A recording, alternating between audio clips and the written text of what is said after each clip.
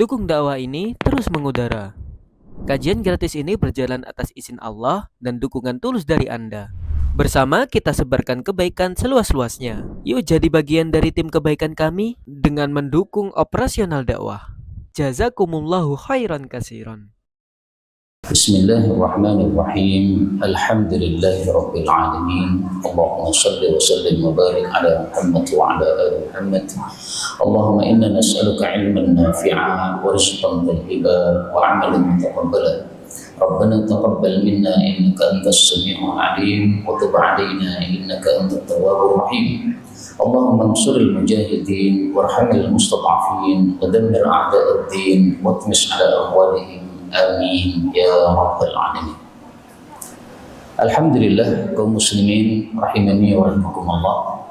Sebagaimana telah kita jelaskan pada pertemuan yang lalu, bahwasanya pada malam Ahad seperti ini insyaallah kita akan mengkaji hadis-hadis Nabi sallallahu alaihi wasallam dari satu kitab yang saya kasih judul Al-Muntaqa As-Sahih. Hadis-hadis pilihan yang sahih. Jadi hadis-hadis ini semuanya hadisnya sahih. Tidak ada satupun hadis yang dhaif yang kita tampilkan dalam buku ini sehingga bisa untuk diamalkan. Kaum muslimin rahimani wa rahimakumullah, jazakumullah. Mari kita niatkan mempelajari hadis Nabi dalam rangka untuk diamalkan. Karena kalau kita meniatkan untuk mengamalkan, maka sudah mendapatkan pahala sejak awal dari Rasulullah sallallahu alaihi wasallam, dari Allah Subhanahu wa taala. Nah, baiklah, kita mulai dari hadis yang pertama. Qala Rasulullah sallallahu alaihi wasallam, bersabda Rasulullah, akhiru yang terakhir ma adrakan nasu, yang didapati oleh manusia, min kalamin nubuwatil ula, dari perkataan kenabian yang pertama. Idza lam tastahi, apabila kamu tidak malu, fasna' ma syi'ta, maka lakukanlah semau kamu. Aku belum nambah ini. Saya kira tadi sudah nambah. Baik, kita tunggu sebentar ya. Sudah?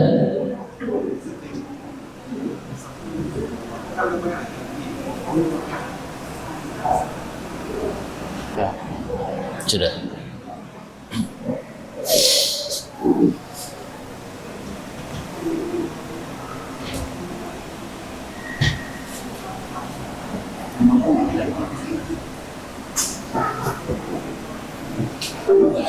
Enggak, ini tadi kurang masuk. Maksudnya kurang apa? Nancap. Sambung kan? Tuh. Yang terakhir dari apa yang didapati oleh manusia dari perkataan kenabian yang pertama adalah, jika kamu tidak malu maka lakukanlah apapun yang kamu mau. Hadis ini menunjukkan bahwa kita umat Islam disuruh punya sifat malu. Namanya dalam bahasa Arab adalah apa? Haya. Sifat malu itu bagaimana? Karena sebagian orang salah paham, Pak. Ada anak muda tidak sholat jamaah ke masjid, ditanya kenapa nggak ke masjid, dia mengatakan saya malu karena yang di masjid tua-tua. Nah, ini bukan malu, itu dalam bahasa Arab namanya ajzun, lemah, loyo, itu bukan malu.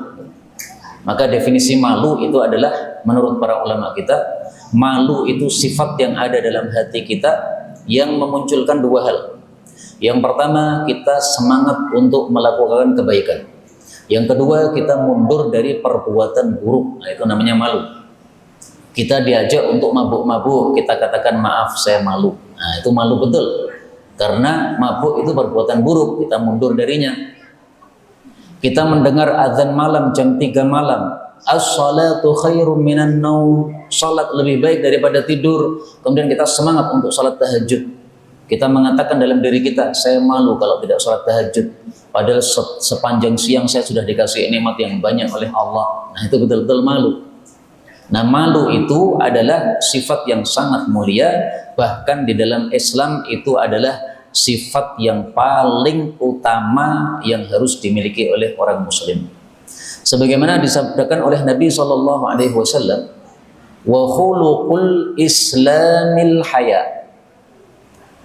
Beliau mengatakan, inna likulli dinin khuluqan wa khuluqu al-islami al-haya'u.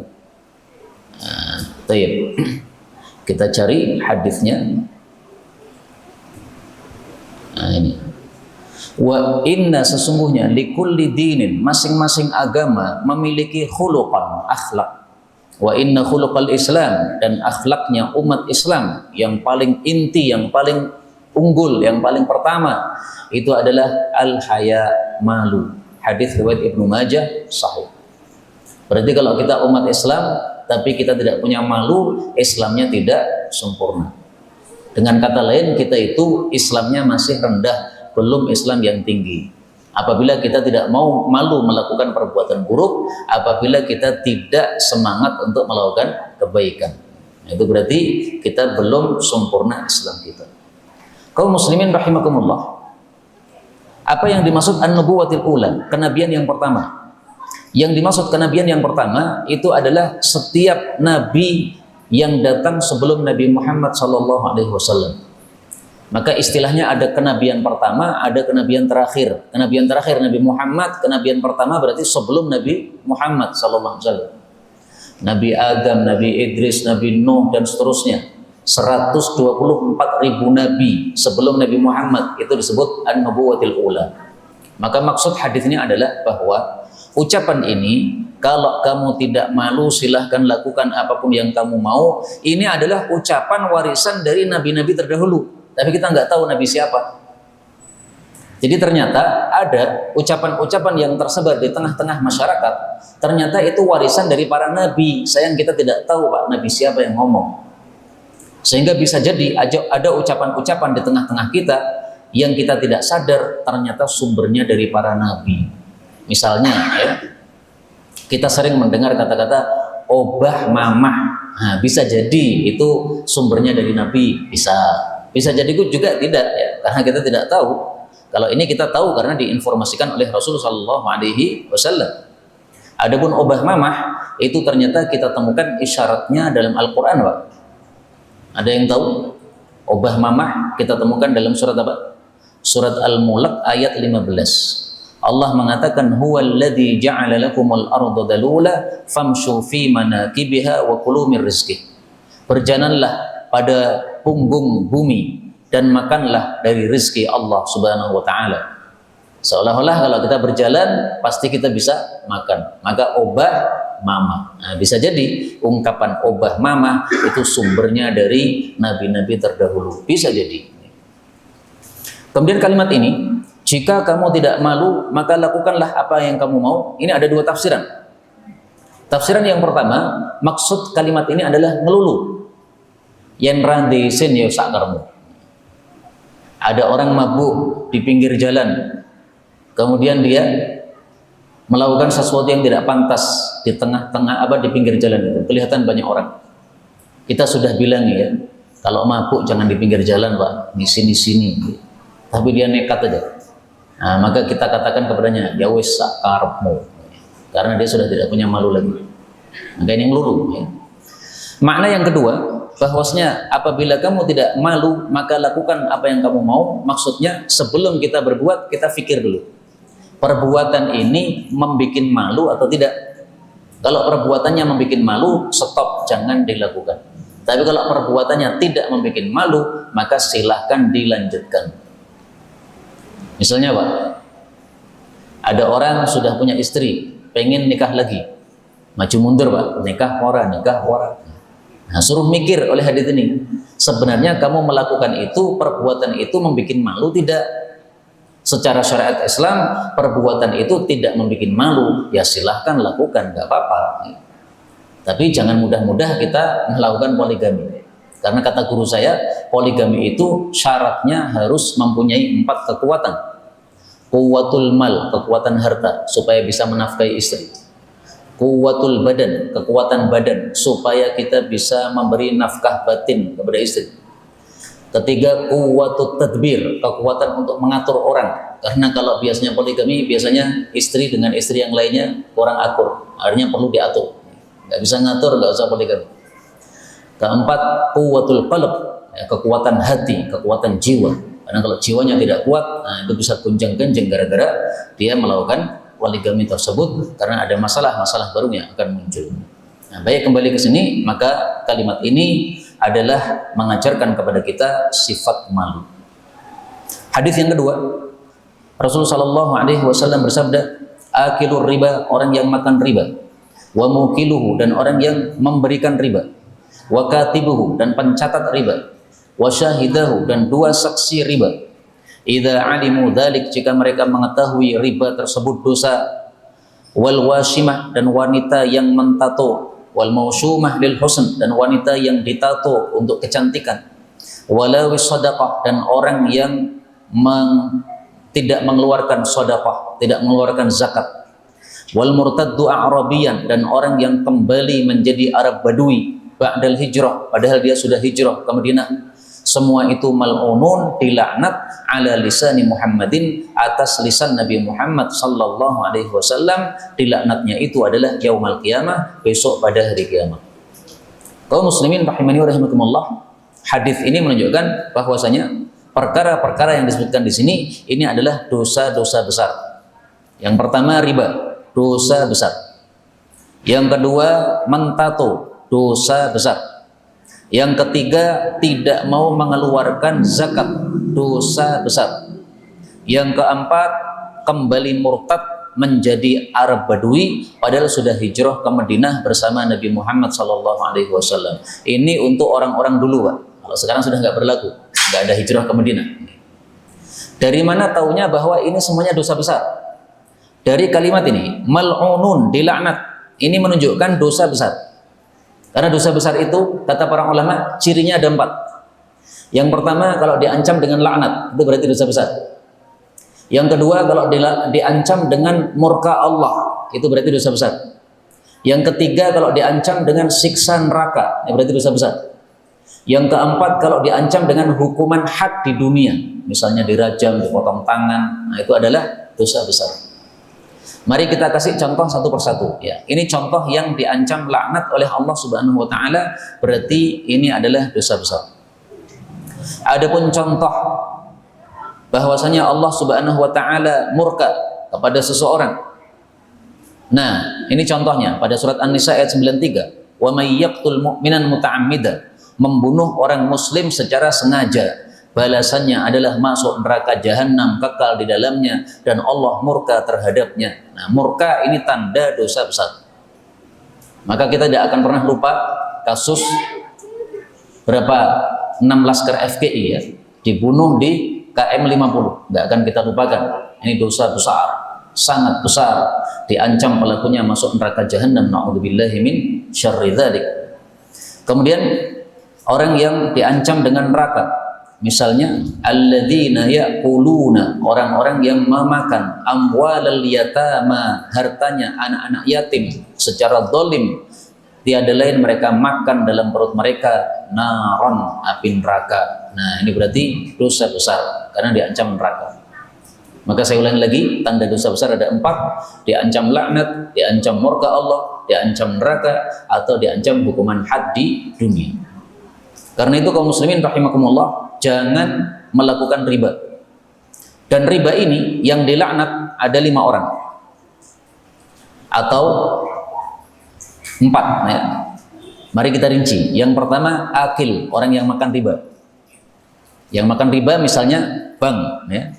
Bank ngasih pinjaman kepada kita 1 juta, kemudian disuruh mengembalikan 1.100.000, berarti dia memakan riba. Terus yang kedua mukiluhu, orang yang memberikan riba, berarti kita yang pinjam ke bank 1 juta, kemudian kita kembalikan 1.100.000, nah, berarti kita memberikan makan kepada bank tersebut. Ini kita juga dosa besar, nggak boleh. Maka jangan pinjam uang dari bank, karena pasti akan apa? Terkena ancaman laknat Allah Subhanahu Wa Taala. Kita pinjam 1 juta, kembali harus 1 juta. Kalau kembali 1.100.000, itu namanya riba. Kemudian katibuhu, yang ketiga yang mencatat, yang bagian nulis, ya, administrasi. Kemudian yang keempat dan yang kelima adalah dua orang saksi. Nah, zaman dulu itu setiap jual beli ada saksinya, saksinya dua orang. Nah, sekarang sudah tidak pakai dua saksi ya, karena sudah ada tulisan-tulisan dan sebagainya. Nah, maka ringkasnya yang berkaitan dengan riba secara langsung semuanya dilaknat oleh Allah Subhanahu wa taala. Kalau tidak berkaitan dengan langsung dengan riba secara langsung, nah itu masih mending, Pak, masih aman. Misalnya di antara kita ada yang kerja di bank tapi sebagai tukang parkir. Nah, itu nggak berkaitan dengan riba secara langsung. Apakah orang yang datang ke bank itu selalu dia bertransaksi riba? Belum tentu. Bisa jadi orang datang ke bank untuk transfer saja, transfer halal, nggak ada masalah. Nah, berarti yang kerja tukang parkir tidak terancam di sini. Tapi lebih bagus parkir masjid daripada parkir bank. Sama-sama parkir, nah, lebih baik parkir yang lebih bersih lagi. Demikian juga seandainya kita kerja sebagai cleaning service di bank, nah itu belum terancam di sini, Pak. Tapi lebih baik cleaning service masjid daripada cleaning service di bank. Karena kalau Allah murka kemudian Allah siksa, nah, maka kita bisa terkena siksa tersebut, karena siksa tidak akan pilih-pilih siapapun yang ada di tempat yang dimurkai oleh Allah, maka siksa akan mengenai kita. Sebagaimana disebutkan dalam Al-Quran, Allah mengatakan wattaqu fitnatan la tusibanna alladhina zalamu minkum khassah, dan waspadailah satu fitnah, yaitu siksa Allah yang tidak akan menimpa kepada orang-orang zalim di antara kalian secara khusus, tapi akan mengenai semuanya, Pak. Allah murka, Allah kirimkan siksa, gempa misalnya, kena semua. Mau zalim mau tidak, pokoknya di situ maka kita kena. Ini surat Al-Anfal ayat 25. Kemudian berikutnya hadis yang ketiga, Rasulullah Shallallahu Alaihi Wasallam bersabda, al-faqra, apakah fakir, takhafun, kalian khawatir? Apakah kalian khawatir miskin? Walladzi nafsi biyadihi, demi zat yang jiwaku ada di tangannya, yaitu demi Allah. Latusabbanna, sungguh betul-betul akan dicurahkan alaikum kepada kalian ad-dunya, dunia, sabban, dengan sebenar-benar pencurahan. Maksudnya kalian akan menjadi kaya-kaya. Jadi waktu Nabi bersabda ini, para sahabat masih miskin, tapi Nabi menjamin nanti kalian akan dicurai dunia sehingga kaya-kaya. Maka hadis ini termasuk bukti mukjizat Nabi, karena ternyata betul akhirnya para sahabat kaya-kaya. Hatta sehingga la yuzigha, tidaklah menggelincirkan qalba ahadikum, hati salah satu kalian, in azaghahu, apabila Allah menggelincirkannya, illa hiya, kecuali ya dunia itu yang menyebabkan tergelincir. Waimullah, demi Allah, laqad sungguh-sungguh taraktukum, aku sudah meninggalkan kalian wahai para sahabat, ala mithril bayda, atas kondisi sangat putih hati kalian itu, lailuha wa naharuha sawa, malamnya dan siangnya sama. Artinya hati para sahabat ketika ditinggal mati oleh Nabi sudah sangat putih bersih, karena sudah betul-betul mengikuti ajaran Islam. Nah, nanti kalau kalian sudah tidak mengikuti ajaran Nabi lagi, malah terkecoh dengan dunia, nanti hati akan menjadi hitam lagi. Kaum muslimin rahimani wa rahimakumullah, hadis ini menunjukkan bahwa ad-dunya, kekayaan dunia itu kita harus berhati-hati darinya. Bukan kita dilarang kaya, bukan. Kaya boleh. Yang penting yang pegang kekayaan itu punya takwa. Kalau pegang kekayaan tidak punya takwa, akhirnya kekayaan digunakan untuk yang maksiat. Betapa banyak orang kaya yang nyabu, ya kan? Betapa banyak orang yang kaya kemudian judi online, karena memang ada hartanya, Pak. Tapi kalau kita miskin, nggak ada harta yang kita gunakan untuk maksiat, kapan kita bisa maksiat? Karena itu hadis ini bukan berarti tidak boleh kita kaya, bukan, tapi kita harus berhati-hati terhadap harta. Rasulullah Shallallahu Alaihi Wasallam bersabda, ada dua hal yang tidak disukai oleh manusia, padahal baik. Apa itu, Pak? Ithnani yakrahuhuma ibnu Adam.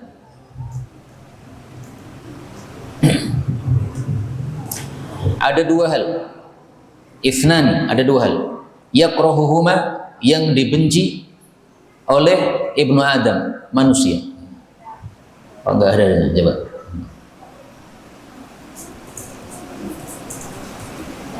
Nah ini. Ithnatani, ada dua perkara. Yakrahuhuma, yang membenci kedua perkara tadi, ibnu Adam, manusia. Yang pertama yakrahul maut, dia tidak suka mati. Wal mautu khairul lahu minal fitnah.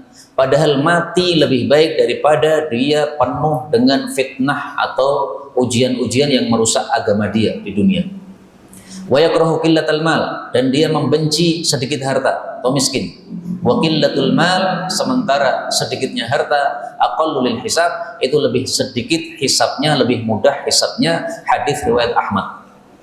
Jadi manusia secara umum, ya termasuk kita pasti tidak suka mati. Kita semuanya pasti maunya hidup terus.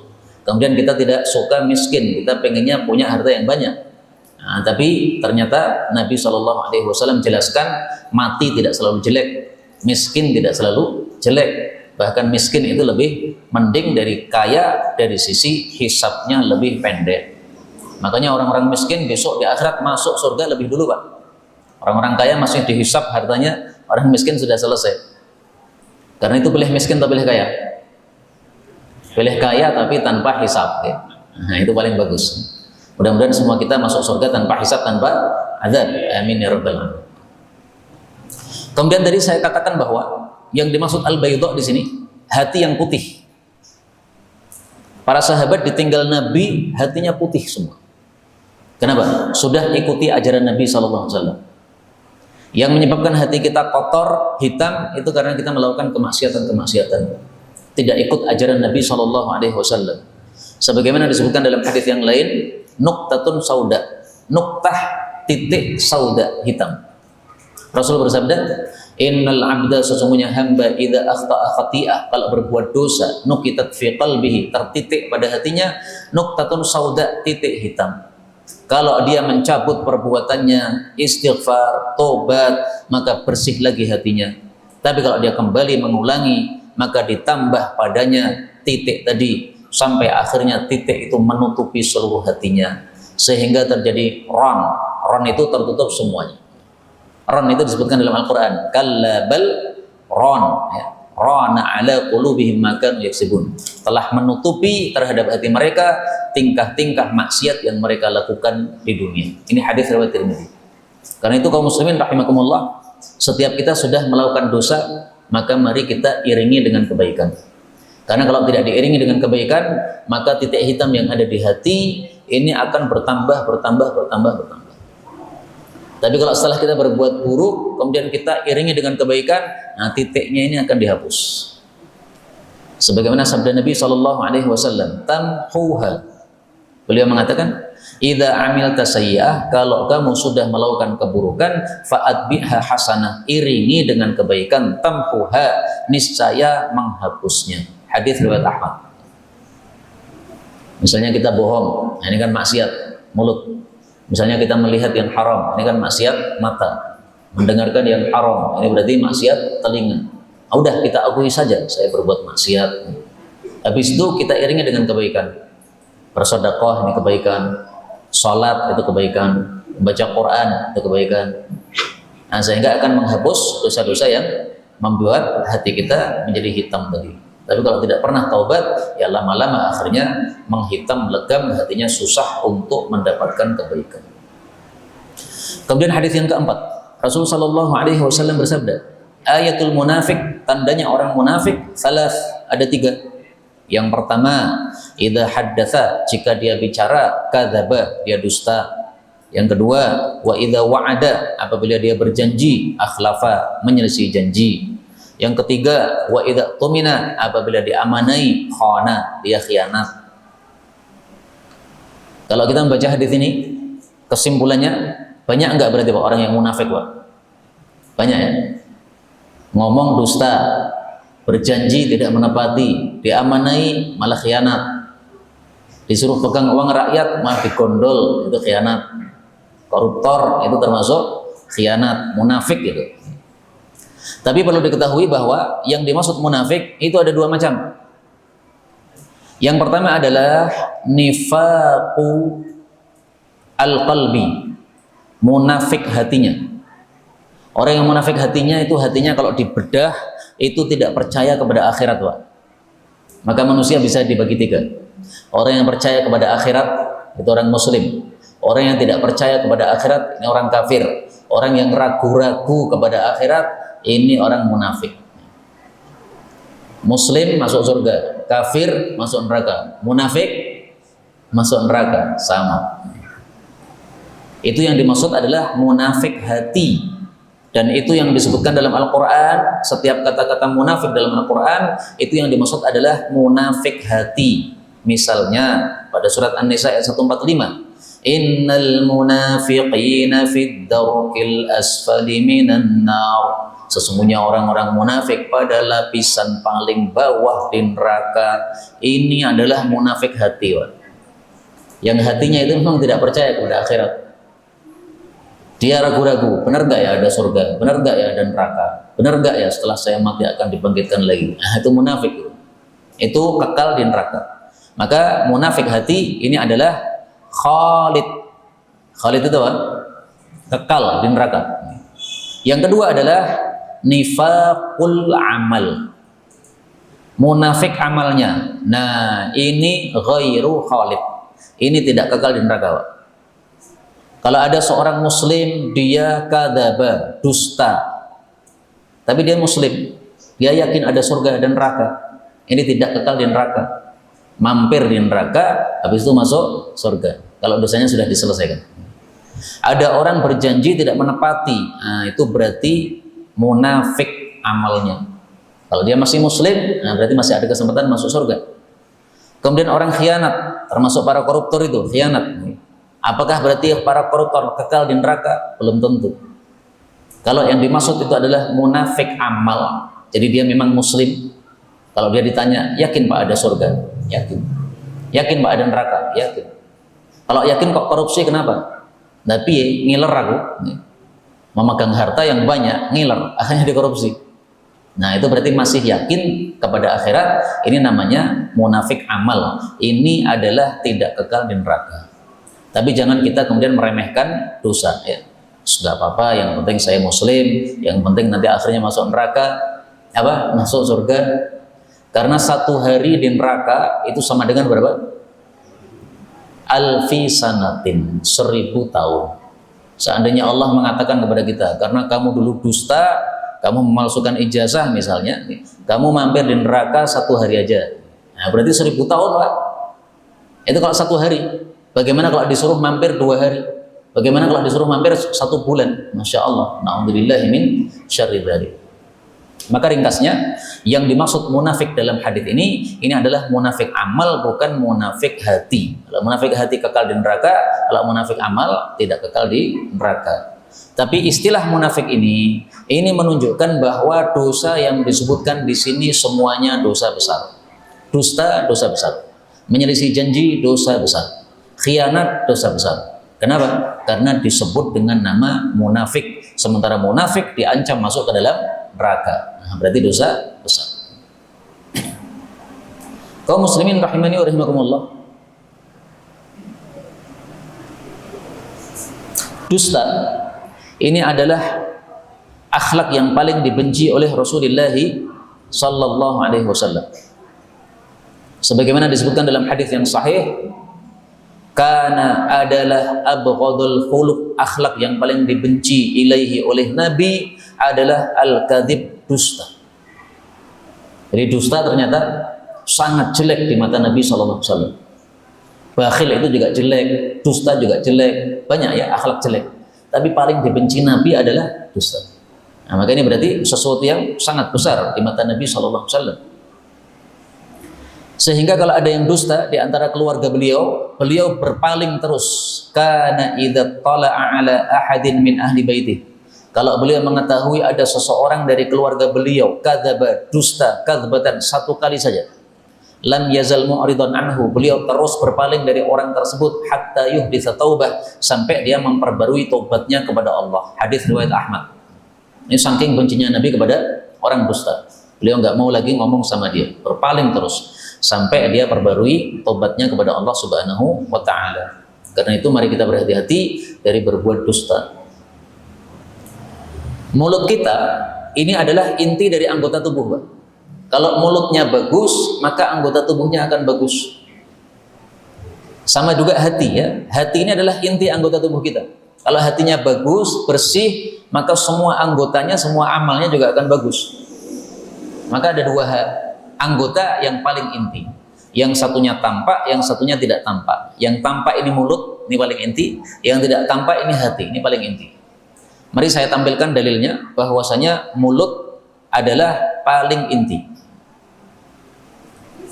Rasulullah bersabda,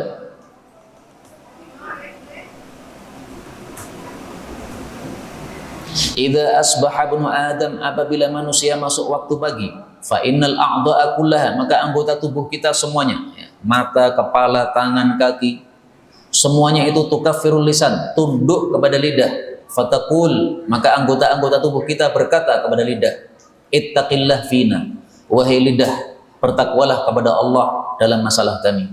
Fa innama nahnu bik, karena kami hanya ikut kamu. Fa in istaqamta, kalau kamu lurus, istaqamna, kami semuanya otomatis lurus. Wa ini wajajta, tapi kalau kamu bengkok, wajajna, kami semuanya otomatis bengkok. Hadis riwayat Tirmidzi sahih.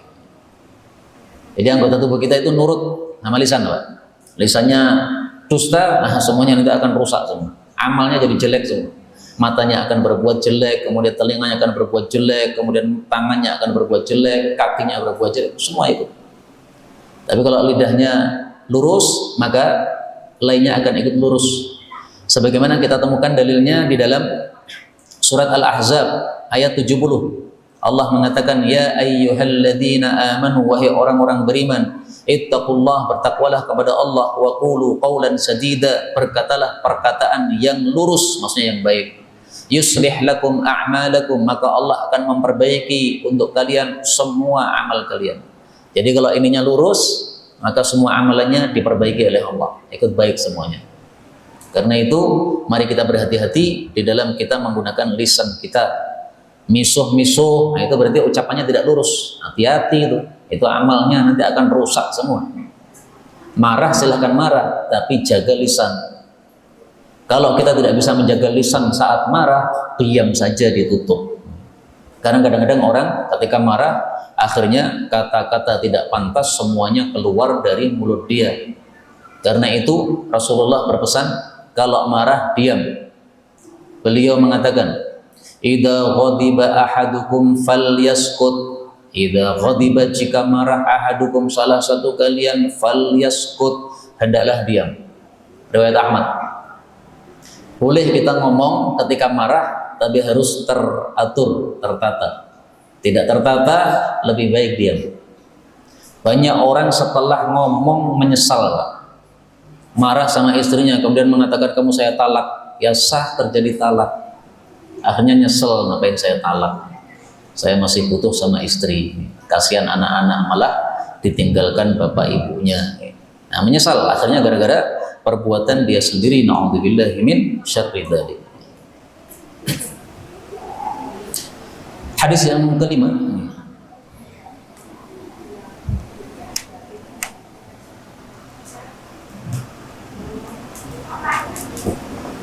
Rasul Shallallahu Alaihi Wasallam bersabda, "Idanu, izinkanlah lin nisa'i, untuk para wanita, bilaili, pada waktu malam, untuk pergi ilal masajid, ke masjid-masjid." Nah, ini untuk ibu-ibu, boleh pergi ke masjid malam hari, bilail. Maghrib silahkan ke masjid, isya silahkan ke masjid, subuh silahkan ke masjid.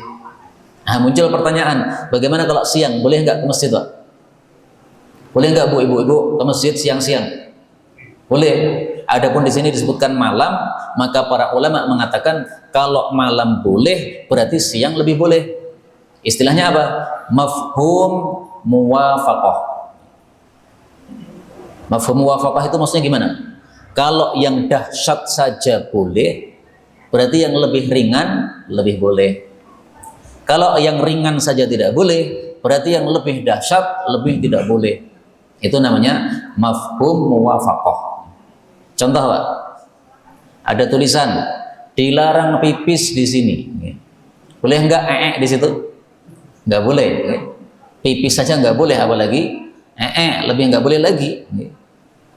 Contoh lagi, Allah mengatakan wala taqul lahuma uff. Jangan mengatakan kepada orang tua uff. Uff itu menunjukkan kata-kata kita sudah bosan. Orang tua kita sakit, kita setiap hari mengganti pampasnya, lama-lama kita bosan, kita mengatakan nggak boleh. Kamu bosan silakan, tapi jangan diungkapkan dalam ucapan. Jangan sampai orang tua tahu bahwa kita bosan ngurusi orang tua. Orang tua kita saja nggak bosan dulu ngurusi kita, ganti pampas kita setiap hari. Nah, sekarang orang tua kita yang perlu pampas kita malah bosan. Nah, jangan sampai mengatakan begitu. Nah, kalau mengatakan af saja nggak boleh, apalagi memukul orang tua, lebih nggak boleh. Nah, itu namanya apa? Mafhum muwafaqah. Nah, maka di sini para ulama mengatakan kalau malam boleh, berarti siang lebih boleh. Kenapa? Karena malam itu fitnahnya banyak. Zaman dulu malam itu belum ada lampu, Pak. Sehingga wanita kalau pergi ke masjid malam-malam itu bisa digoda oleh laki-laki tanpa kelihatan. Tiba-tiba dipegang badannya dari belakang, ya, diganggu, kemudian setelah memegang pergi, nggak kelihatan. Nah, maka kalau malam boleh berarti siang lebih boleh. Maka para wanita boleh ke masjid. Lebih baik mana wanita ke masjid atau sholat di rumah masing-masing? Lebih baik mana, Bu? Hah? Khairu masajidin nisa'i qa'ru buyutihin. Khairu, sebaik-baik masajidin nisa, masjidnya para wanita, para ibu-ibu, para mbak-mbak adalah qa'ru buyutihin, bagian dalam rumah mereka masing-masing. Hadis riwayat Ahmad sahih. Jadi untuk bapak-bapak lebih bagusnya salat di masjid. Untuk ibu-ibu lebih bagusnya salat di rumah. Tetapi ibu-ibu tidak dilarang ke masjid. Saya pilih ke masjid. Kenapa? Karena imamnya bacaannya enak. Saya pengen dengarkan bacaan yang enak. Silahkan. Saya pengen ke masjid. Kenapa? Karena imamnya bacaannya urut. Dari Al-Baqarah, lanjut Ali Imran, lanjut An-Nisa, sampai An-Nas. Nanti ulang lagi. Karena imamnya hafid. Supaya telinga saya selalu mendengar Quran dari awal sampai akhir. Nah, silahkan. Saya pilih ke masjid karena di masjid ada pengajian. Silahkan. Nggak ada masalah. Bahkan bapak-bapak dilarang melarang istrinya ke masjid. La tamna'u, kata Nabi kepada para suami. La tamna'u, jangan para suami mencegah an-nisa, para istri, hududahunna minal masajid, untuk mendapatkan bagian kebaikan dari masjid. Idza sta'dzanakum, kalau mereka minta izin kepada kalian. Hadis riwayat Muslim. Jadi kita suami nggak boleh melarang istri ke masjid. Meskipun lebih baik di rumah sholatnya, tapi dilarang nggak boleh. Makanya ada seorang sahabat Nabi namanya adalah Az-Zubair, atau yang lain saya lupa. Saya ingat saya namanya Zubair. Dia sebenarnya tidak suka kalau istrinya ke masjid, Pak. Cemburunya besar sekali dia. Istrinya cantik, dia khawatir kalau istrinya digoda orang, maka dia sebenarnya nggak suka kalau istrinya ke masjid. Tapi dia tidak berani melarang karena dilarang oleh Nabi untuk melarang. Akhirnya dia pakai cara, Pak. Gimana caranya supaya istri saya sholatnya di rumah saja? Maka biasanya dia pergi ke masjid awal sebelum istrinya. Dia pergi ke masjid waktu itu seperti biasanya, awal sebelum istrinya. Tapi dia tidak langsung berada di masjid, dia malah menunggu istrinya di tengah jalan. Gelap kan, nggak ada lampu zaman dulu. Begitu istrinya lewat, maka dipegang pantat istrinya dari belakang. Habis itu dia pergi. Maka istrinya ini marah-marah, dia mengatakan orang-orang sekarang sudah rusak akhlaknya, ada wanita malah diganggu. Akhirnya dia pulang ke rumah. Nah, kemudian Zubair sampai di rumah, dia tanya, loh kok nggak jadi ke masjid, tumben? Maka dia mengatakan, mulai hari ini saya tidak akan mau ke masjid, saya pilihnya di rumah saja, orang-orang sudah rusak. Nah, Zubair senyum-senyum. Ternyata dia berhasil menaklukkan istrinya supaya sholatnya di rumah saja. Tapi silahkan ibu-ibu ke masjid nggak apa-apa. Bahkan tidak hanya masalah ini saja, termasuk ibadah Jumat, ibu-ibu tidak wajib ke masjid. Ibu-ibu sholat duhur di rumah nggak apa-apa. Ini saya tampilkan, hakun wajib. Rasulullah bersabda, al-jum'atu hakun wajib. Jumat itu adalah wajib ala kulli muslim, atas setiap muslim, fi jamaah, berjamaah di masjid, illa arba'ah, kecuali 4 ini tidak wajib Jumatan. Pertama, abdan, budak. Yang kedua, imra'atan, wanita. Yang ketiga, sobiyan, anak kecil. Yang keempat, maridon, orang sakit. Ini hadis riwayat Abu Dawud, derajatnya sahih. Nah, maka ibu-ibu, seandainya tidak Jumatan, tidak masalah. Tapi silahkan yang tidak Jumatan, sholatnya 4, ya, bukan 2. Ya. Siapa yang sholatnya 2, maka berarti menyelisih fatwa-fatwa para ulama-ulama kita, rahimahumullah ta'ala.